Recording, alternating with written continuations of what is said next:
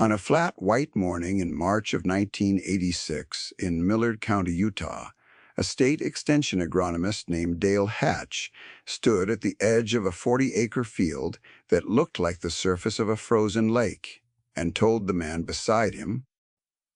He said it kindly. He had a soil report in a manila folder, and the numbers in that folder were not numbers a person argued with. Electrical conductivity past 16, a sodium reading that made the page look like a misprint. He tapped the folder against his knuckles and called the ground a salt scald, a dead pan, a place where the only honest crop was patience, and the patience would not pay the note. The man beside him was Ezra Stott, 61 years old, who had worked that ground and the ground around it for 39 years, and whose father had worked it before him. Ezra did not argue. He looked at the white crust on the soil the way another man might look at weather coming, and he said one thing. He said, "It grew something, once." Then he walked back to his truck, an old blue Ford with a cracked side mirror, and he let the agent drive away first. 12 years later, in the fall of 1998, a buyer for a national grocery chain sat in a tasting room in Salt Lake City and tasted a bowl of beans cooked in nothing but water and a little salt, and she set down her spoon and did not pick it up again for a long moment. And then she wrote a number on a purchase order that would put those beans on the shelf of every store her company ran. This is the story of the years between those two mornings, and of a white field that everyone with a degree agreed was worthless, and of the thing Ezra Stott knew about it that the manila folder could not measure. Stay with me. You will want the number at the end. Let me tell you about Ezra first, because the whole thing rests on the kind of man he was. He was known for two things in Millard County. The first was that he almost never spoke, unless a thing needed saying, which made the things he said carry weight they might not have earned in another man's mouth. The second was that he could read ground the way a doctor reads a face. He would crumble a handful of soil and tell you what had grown there and what the water did under it in April, where the salt rose and where it sank. He had no degree. He had 39 years and a leather-bound notebook that had belonged to his father, Amos, and a way of standing very still in a field until the field told him something. The notebook mattered more than anyone knew yet.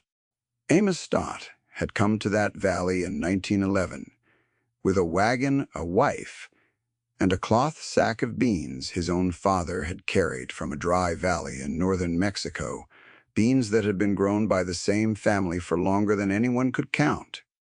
They were small and mottled, the color of river stones, and they were not a variety you could buy. Amos had written everything down, which rose took the salt, and which shrugged it off. Which seasons the white crust climbed and which it retreated, he wrote in pencil in a cramped hand. And he wrote one sentence at the top of the first page that Ezra had read so many times it had worn into him like a path.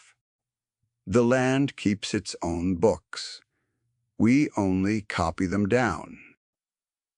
The salt flat was the worst 40 acres the Stotts owned, and it was also the 40 acres Amos had loved most. And Ezra had never been able to explain to anyone why both of those things were true at once. To the county, that field was a liability. To the bank, it was acreage that dragged the appraisal down. To Ezra, it was the one piece of ground his father had told him to never, under any circumstances, sell or pave or surrender to alfalfa. He did not fully understand the instruction. He obeyed it anyway. That is a kind of knowledge, too, the kind that trusts a dead man's notebook over a living man's folder. Dale Hatch was not a bad man. I want to be careful here, because the easy version of this story makes him a fool, and he was not a fool. He was 34 in 1986, a graduate of a good land-grant university, sincere, hard-working, genuinely trying to help the farmers in his district make a living on hard ground. He believed in the soil reports because the soil reports were true. The conductivity was high, the sodium was high. By every standard the science of his moment could measure, that field was finished. His mistake was not in his arithmetic. His mistake was believing that what he could measure was the whole of what was there. That is a common mistake. It is, in a way, the only mistake this story is about. The dismissal happened twice more that spring, each time a little more public, and each time the word "folks" remembered afterward was the same. At the County Farm Bureau meeting in April, in the basement of the Grange Hall with its folding chairs and its coffee gone bitter on the burner, when Ezra mentioned in his slow way that he meant to plant the white field, Dale stood up with the kindness of a man correcting a child. He had a way of tilting his head when he disagreed with you, a patient, almost fond tilt, and he tilted it now and said the field was a hobby, not a crop, and that a man Ezra's age ought to put his energy where it would pay a hobby. The room half laughed, not cruelly, the way a room laughs when the smart young expert says the obvious thing, and the old, quiet man has no answer ready. Someone near the back said gently that his own grandfather had tried that scald in the 40s and walked away from it, and the laughter softened into the kind of pity that is harder to bear than scorn. Ezra had no answer ready. He rarely did. He sat with his hat on his knee and his hands folded over it and let the meeting move on to the price of hay. He went home and sat at the kitchen table with the notebook open under the single hanging light, the one fixture in the house his wife had made him promise to never replace because it threw the light just so. His dog, a black and white heeler named Pip, lay across his boots with her chin on the floor and her eyes half open, the way she settled when she sensed him troubled. He read his father's pencil lines until the lamp drew moths against the window screen. He did not read them for comfort. He read them the way a man checks a fence after a storm, walking the whole line to be sure of it, and somewhere past midnight he found again the page that told him the field was braided, and he closed the book. And he went to bed certain in a way he could not have defended to a single soul in that Grange Hall basement. Let me tell you about salt, because you cannot understand what Ezra did unless you understand the enemy. Salt in soil is not one problem, but two. There is the salt itself, the conductivity which pulls water out of a plant's roots by simple chemistry and leaves it thirsty in wet ground, a cruelty that kills most crops before they finish a season. And there is the sodium, which is worse and slower. Sodium gets between the fine particles of clay and pries them apart, and the soil loses its crumb, its structure, the little spaces that let water and air move through it. The ground goes tight and slick and dead. Water sits on top and evaporates and pulls more salt up behind it, and the white crust grows, and the field gets worse. Every year it is farmed wrong. Dale Hatch knew all of this. It was why his folder was right. Amos Stott, though, had known something else, written on page 11 in his cramped pencil hand, and it was the hinge the whole story turns on. He had written that the salt was not even, it moved. It rose in the heat and sank with the deep water, and there were strips in that field, low swales a few feet wide, where the water table ran sweeter and the crust never formed. Amos had mapped them, not with instruments, with 40 years of watching where the snowmelt pooled, and where the first green showed, and where the killdeer nested, because the birds knew the sweet ground before the men did. The field was not dead.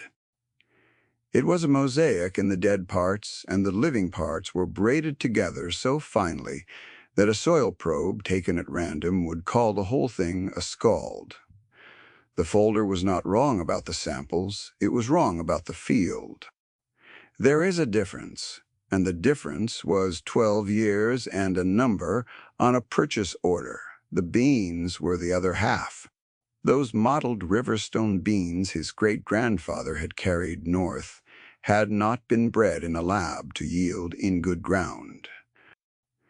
They had been selected, year after year, century after century, by the simple violence of survival, in dry alkaline valleys where the soft commercial varieties would have died in a week.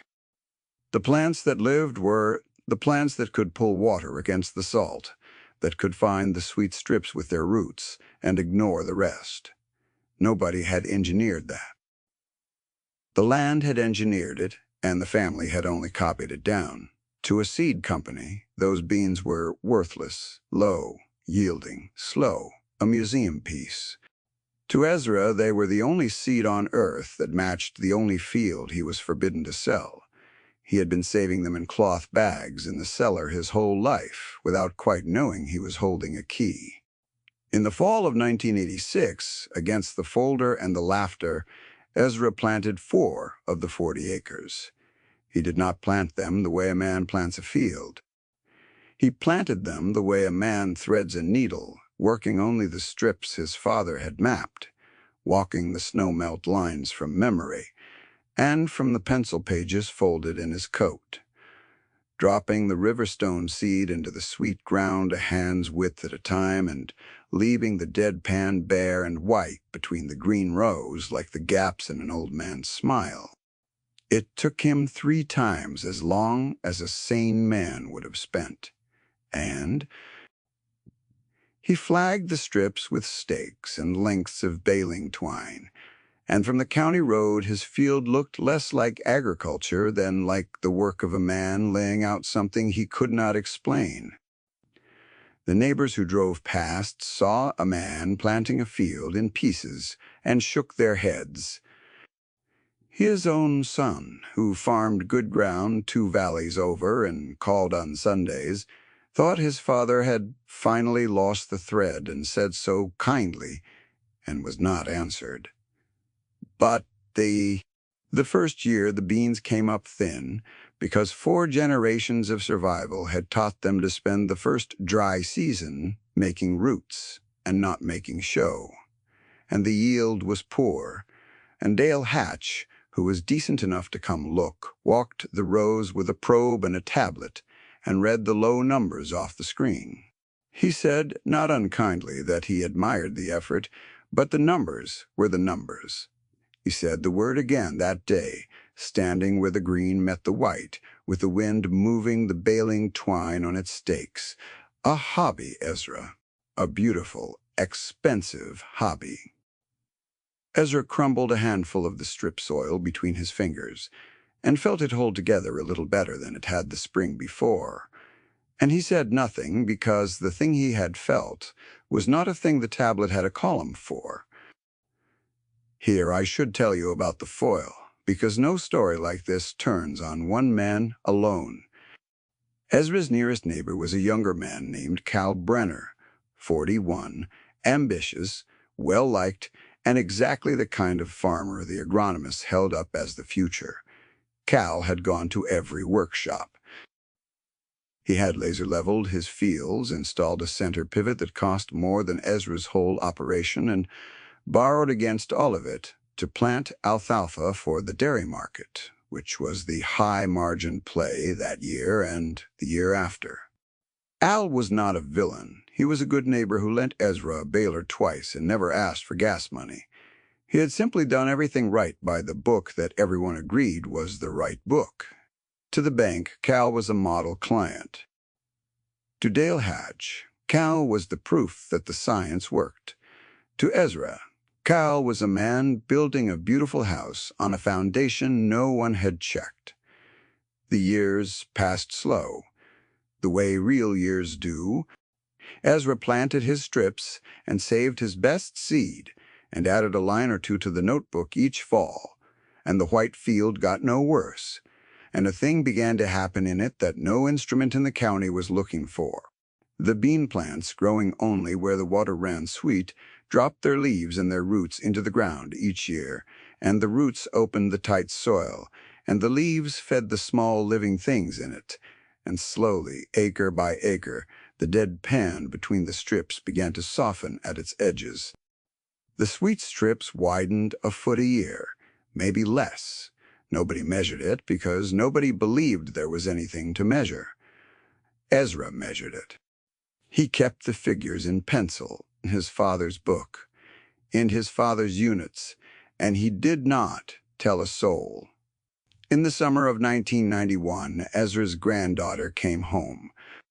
Her name was June Stott, 24, and she had a degree in agricultural economics from a university back east, and a job offer in a city, and a head full of the same true numbers that filled Dale Hatch's folders. She loved her grandfather, and she was embarrassed by him in equal measure the way the young are embarrassed by the people who raised them.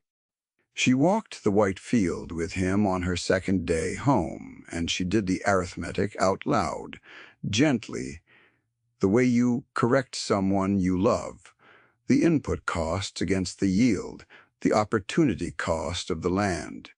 A market price of a bean nobody had heard of. She told him the kindest version of what Dale Hatch had told him 5 years before. She said the field would never pencil out. She used that word, pencil.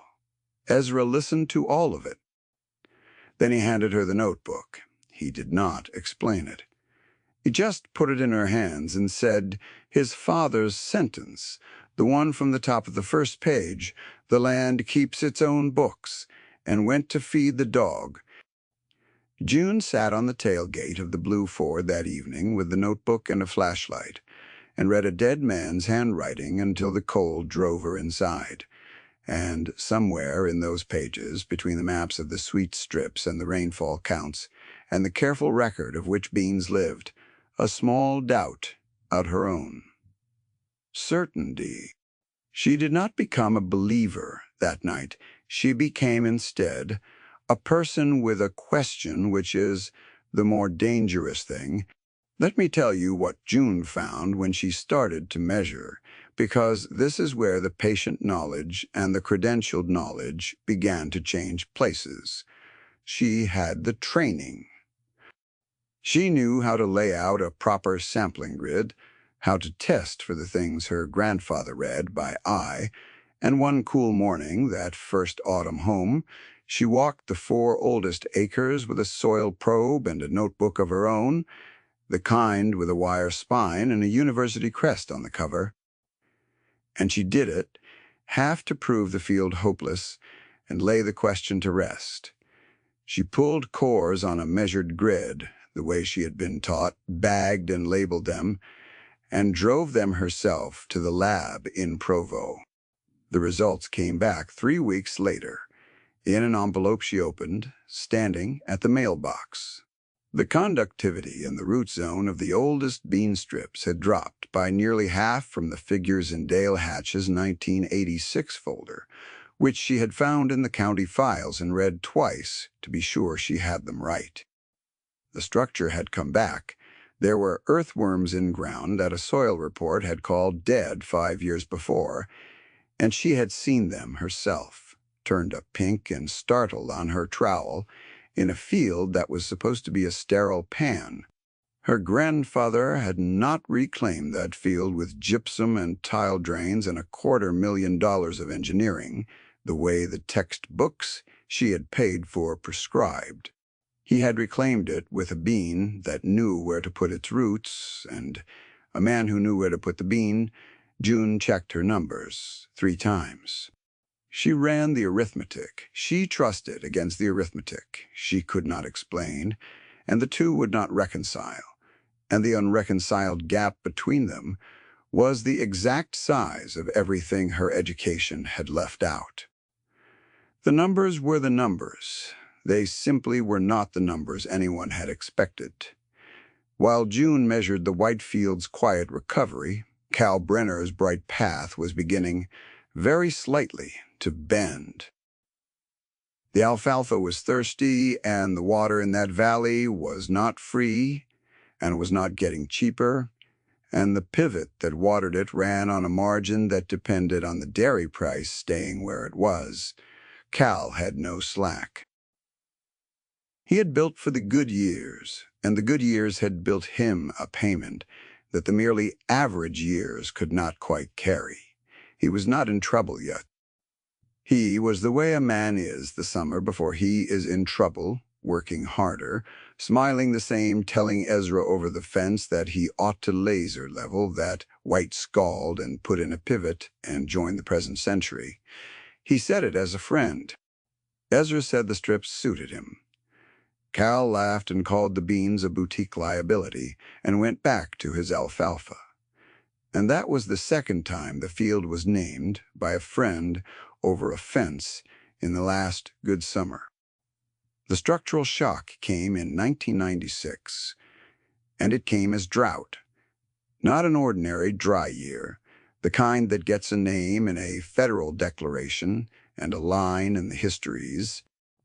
The snowpack that fed the valley failed 2 winters running, and the third spring, the canals ran at a third of their allotment and then less, and the state began to apportion water by seniority and by acre, and a farm built on a thirsty crop and a high payment found itself in a vice that tightened by the week.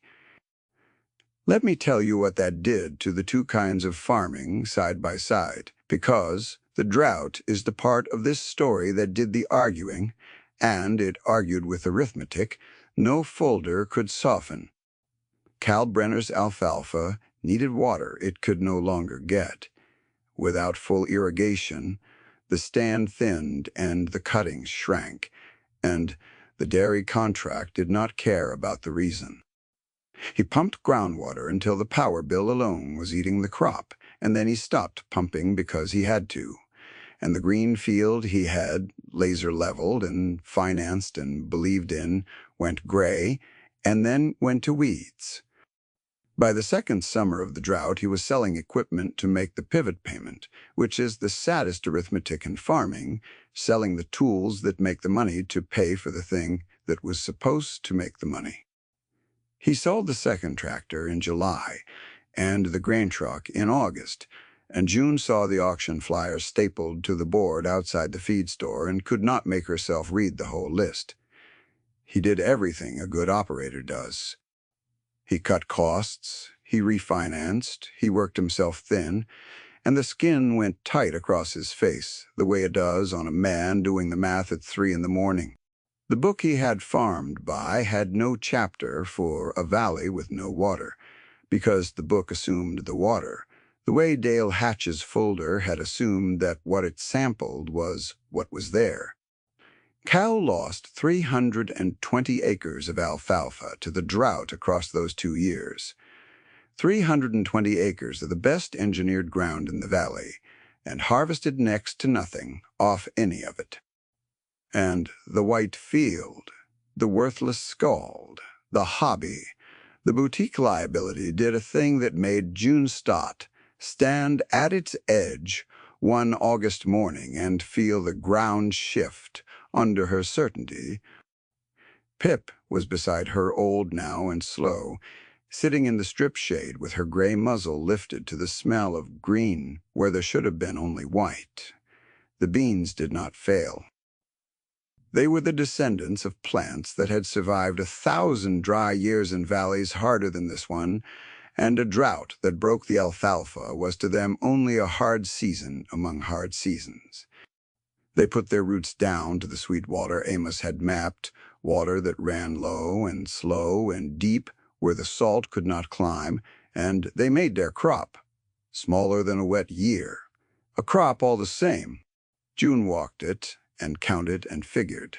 And the figure she came back to was this: the strips made better than 900 pounds to the planted acre that brutal year off ground a soil report had valued at 0, while the county average for everything irrigated had collapsed and Cal's leveled acres had made nothing at all. While the valley's modern fields burned, The oldest, poorest, most dismissed 40 acres in Millard County stayed green in strips, and the strips, after 10 years of patient root and leaf, were wider than they had ever been. June was the one who saw what it meant first, because she had the training to see it, and now, finally, the eyes.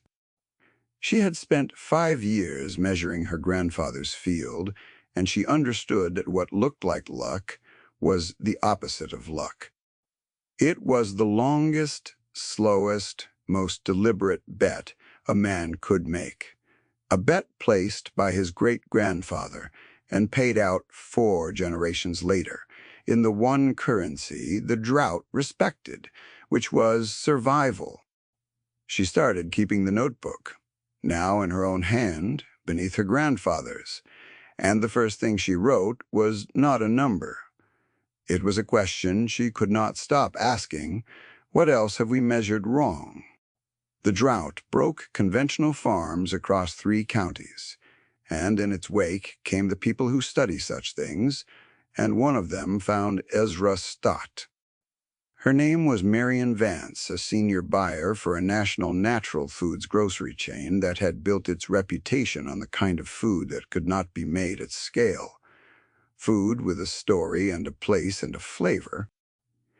She had heard the way buyers hear things about an old man in Utah growing a bean nobody could name on ground that had survived the drought that broke everyone else. She drove out herself. She walked the white field in good boots that came back white to the ankle, and she did not say much, which Ezra appreciated, and she asked for a pound of beans to take home and cook. Let me tell you about the cooking, because the verdict in this story was not delivered in a field or a bank. It was delivered in a bowl. Marion Vance had tasted every heirloom bean the market offered, and she had a palate trained the way Ezra's eye was trained, by 10,000 repetitions, until the knowledge lived below thought. She cooked the Stott beans in plain water with a little salt, the way you cook a bean you want to hear clearly, and what came out of the pot stopped her. The skin held, the inside went to cream. And there was a taste in them, mineral and deep and faintly sweet, that she would later try and fail to describe to her own board, a taste that came, though no one could have proven it, from the very salt in the very ground that the folder had called dead. The field that grew nothing had grown the one thing the modern world could not manufacture, which was difference. She came back in the fall of 1998 and asked Ezra and June to meet her in a tasting room in Salt Lake City, a clean, bright space with a long table, and she brought 2 members of her company who had come prepared to talk him down on price, because that was their training, too. June came in her good clothes with a folder of her own, now a real one, full of the numbers she had spent 6 years gathering, the conductivity falling, the structure returning, yield holding through the worst drought in a century. Ezra came in a clean shirt and his work boots and said almost nothing, and Pip, gray in the muzzle, now waited in the truck. Dale Hatch was there, too. June had invited him. He was 46, now still with the district, and he came because he was whatever else, an honest man, and he had heard what the white field did in the drought, and he wanted to understand it. Marion Vance had her people cook the beans in the tasting room in plain water, in front of everyone, on a hot plate, set up at the end of the long table. The smell of them filled the room while the small talk thinned and died. She tasted first. She lifted a spoonful, blew across it, and put it in her mouth. And her face did the thing a face does when it is no longer performing for the room, when it forgets it is being watched. Then she passed the bowls down the table. The 2 who had come to negotiate tasted and went quiet, and one of them set his pen down on his legal pad and did not pick it up. Dale Hatch tasted and set down his spoon and looked at the bowl for a long moment, and then he looked at the white-to-the-ankle boots Marion had worn out to the field and still had on, The salt line dried pale across the good leather, and he understood, finally, the thing his folder had never had a column for. June watched her grandfather, who was watching nothing, who had the stillness of a man standing in a field waiting for it to speak. The hot plate ticked as it cooled. Outside the window, a delivery truck backed up somewhere, and its beeper faded. Then Marion Vance took out a purchase order on her company's letterhead and uncapped a pen and wrote on it the price she would pay per pound for every bean the Stott family could grow and the volume her company would commit to across its first year. And she turned the page around on the table and slid it the length of the wood so it came to rest in front of Ezra, square to him, the way you set down a thing you mean him to read. The room went silent, the way a room goes silent when a number lands heavier than the people in it expected. The price she had written was $9 a pound. $9 a pound for a dry bean in 1998, when the commodity beans, Cal Brenner, could have grown moved at well under 50 cents. 18 times the conventional price for the worthless crop off the dead field contracted in volume across every store the company ran. Nobody spoke. Dale Hatch read the number twice. June felt the 6 years and the 12 years and the 87 years behind them all settle into that single figure on a single page. Ezra read it and folded it once along its crease and put it in his shirt pocket and said the only thing he said in that whole bright room. He said, "My father mapped this in pencil." Then he asked if he might be excused to check on his dog. The number landed harder than its size. That is the thing about a number that finally measures what was always there. It does not feel like a discovery. It feels like a confession the world makes, that it had been wrong on purpose, that it had agreed not to see. Marion Vance did not negotiate, because there was nothing to negotiate. June did not pull out her folder of falling conductivity, because the bowl had already set it better than her arithmetic could. And Dale Hatch sat for a while with his cold spoon and his decade of certainty and did the bravest thing a credentialed man can do, which is the thing this niche of stories exists to honor. He asked to be taught. He found Ezra in the parking lot with the truck door open and the old dog's head under his hand. Dale did not make a speech. He said he had read that field wrong for 12 years, and he would like to understand how a bean had done what $250,000 of reclamation engineering was supposed to do. Ezra looked at him for a moment, the way he looked at ground, and then he reached across the seat and took out the notebook, his father's notebook, and held it but did not hand it over, and said the agent could come walk the strips in the spring if he wanted to see how the land kept its books. It was not forgiveness exactly. It was better than forgiveness. It was an invitation into the work. Let me tell you what happened after. Because a vindication that stops at the reveal is only half a story, and the better half is what a person does once the world finally agrees with them. Marion Vance's company would have taken 10 times the volume, and an investor came through that winter offering to finance 1,000 acres of the bean across the valley, and Ezra said no to both.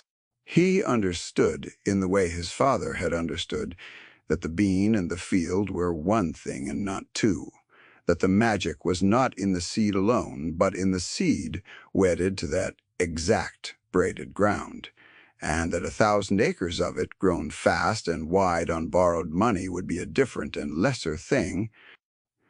Fragile in the way Cal's alfalfa had been fragile, he kept it small. He kept it right. What he did instead was teach it. The neighbors who had shaken their heads at a man planting a field in pieces came back, one and two at a time, after the drought had humbled them, and asked how. And Ezra, who had answered the dismissals with silence for 12 years, answered the questions with everything he had. He gave away seed from the cloth bags, in the cellar, the riverstone beans, to any neighbor with a piece of bad ground, and the patience to plant only the sweet strips and wait. He walked their fields with them and showed them how to find the strips the way his father had, by the snowmelt and the first green and the birds. June formalized it. Finally, the thing her grandfather and his fathers had carried in pencil and in memory. She wrote it down properly, the maps and the methods, and the long, slow logic of reclamation by root instead of by machine, and she did it without once making it sound like a miracle, because it was not a miracle. It was attention paid for 4 generations. Finally, read aloud. Kalebrenner lost the pivot and most of the leveled ground to the bank in 1997. And that is a real loss, and I will not pretty it up, because the casualties of good advice are real people, and this story owes them honesty. He did not lose everything, though, and the reason he did not was the man over the fence.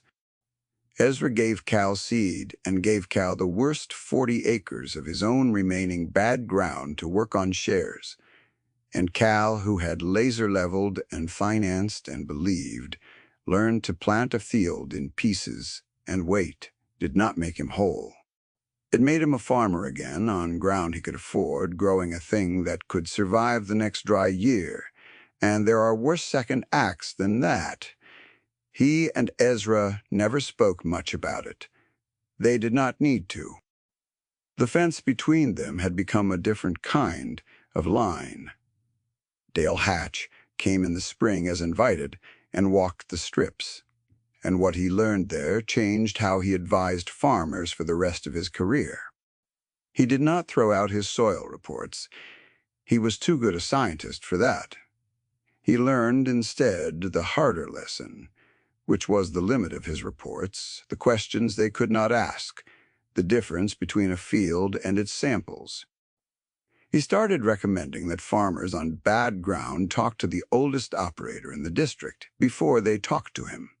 He became, in his way, a convert, which in this kind of story is the highest honor the credentialed world can be paid. The young man who had called a field a hobby spent his last working decade teaching younger agronomists to be humble in front of ground they had only just met. June Stott did not take the job in the city.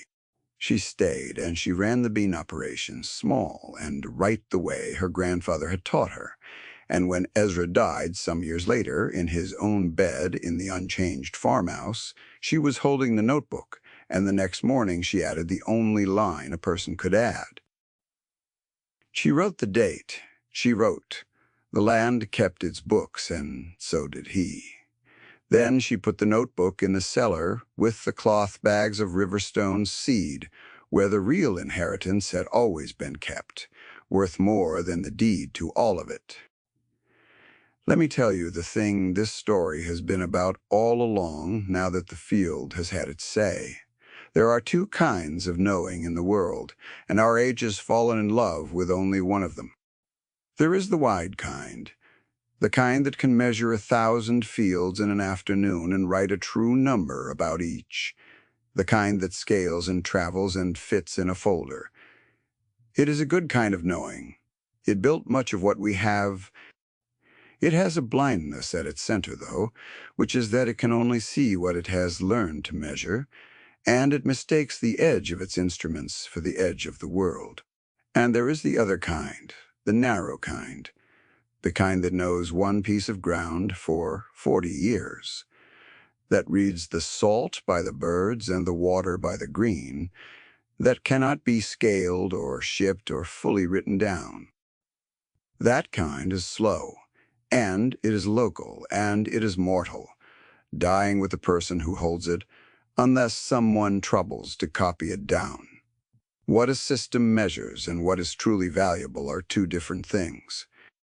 The soil report was true, and the field was alive, and both of those facts sat in that manila folder for 12 years without contradiction, because the folder could not hold the second one. The drought did not care which kind of knowing was fashionable. It cared which kind was right.